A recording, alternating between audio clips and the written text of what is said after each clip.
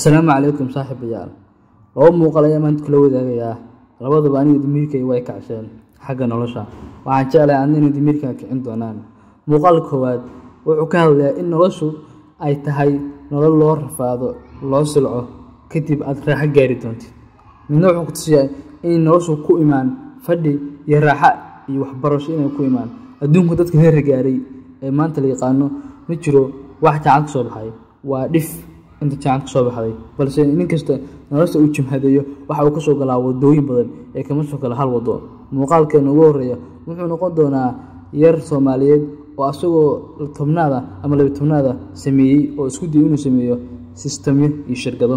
oo sameeyay ayna u suurta gashay adigu muddo wuxuu sameeyay 3 shirkado uu sameeyay jeclahay balse muuqaalkiisa ayaan ka bogan doonaa aan daawana muuqaalkan ku soo laaban doonaa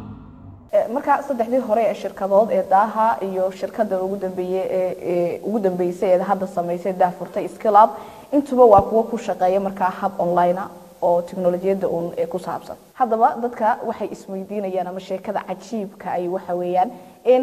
tiknoolajiyadan looga soo baxo jaamacado oo waqtiyo badan lagu bixiyo laakiin aduu wali Maxamed waxa tahay arday dugsiga sare ku jira oo 12aad ah dadka inta badan sheekada xiiseynayaan waxa weeyaan siday kuugu fududaatay inaad habkan tiknoolajiyada inta aad barato 4 shirkadood aad aas-aasto waad mahadsantahay markii waxay igu fududaatay 2019 waxaan raadin jiray aad u jeclaa inaan barto application development-ga waxaan baaray boqolaal muuqaal waxaan daawaday laakiin YouTube-ka way adag tahay inaad kala saarto muuqaalka dhabta iyo ka fake-ga waxaan raadin jiray how to make apps how to develop apps dhammaan muuqaalada iga soo horbaxo dhan waxa ay ku aan fahmi karin maadaama la isticmaalayo coordinator terminal la isticmaalayo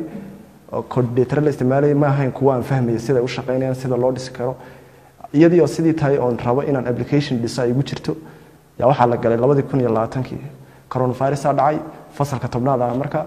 iskuuladii baa la fasaxay waxa la noqday in guryaha la imaado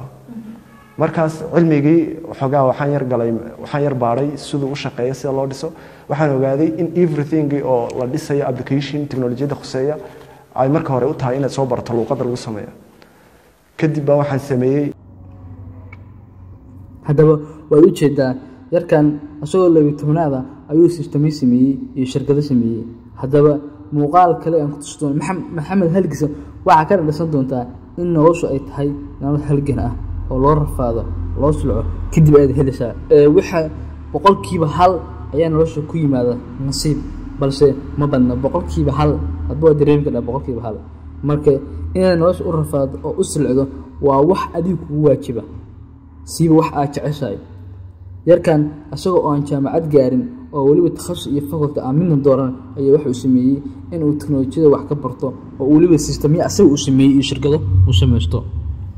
halka yar kale aan ku tuso doono oo shaadooyinkiisa u gubay heer master ah inuu waxbarashada uu isku heer waxbarasho u gaaray masterka inuu waayay shaqo saadaraad uu shaadooyinkiisa u gubayo iyo uu khasaarinayo wax uu soo baranayay ilaa intaas hadaba aan daawano muuqaalka yarkan kale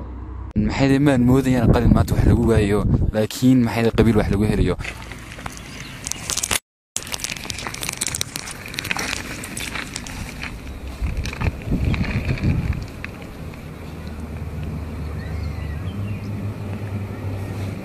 qalin maanta wax lagu waayo laakiin qabiil maanta wax lagu helayo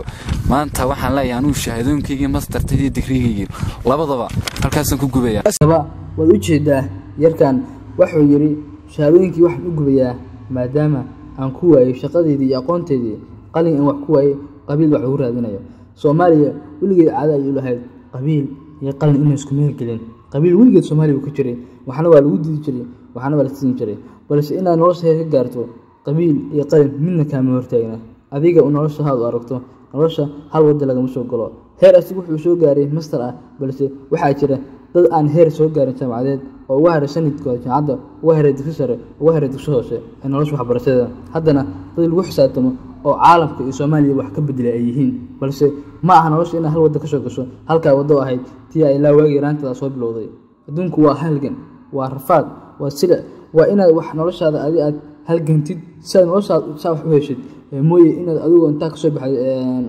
dugsi sare ama kasoo baxay jaamacad ama aweyto master inaad saa noqoto maaha anigu muuqaalka yarkan keliya ma haysto balse waxaa damiirka siin waaye qof nin wiil hadda maraya heer master ah oo haddana aan xirfad aqoon luuqad aqoon haddana shaqo la'aan raadinaya ma jirto markaad jaamacadda ku jirtid ama jaamacadda soo gelisid waa caalam kale caalamkaas u baahan dulqaad adkaysi aqoon marka inta iyo karti marka adoo caalamka soo galay hadii aad ku soo gasho adoo waxba wadan waa nin hub la'aan soo galay dagaal marka waa ka filan kartaa wax kasta oo dagaal ay ka soo gaara laakiin ma fiicna inaad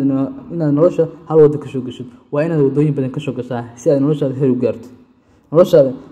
u gaarto waa inaad nolosha ka soo gashaa wadooyin badan oo wadooyin badan marka ka soo gasho nolosha way ku fuulanaysaa oo kama dhacsi tareenka balse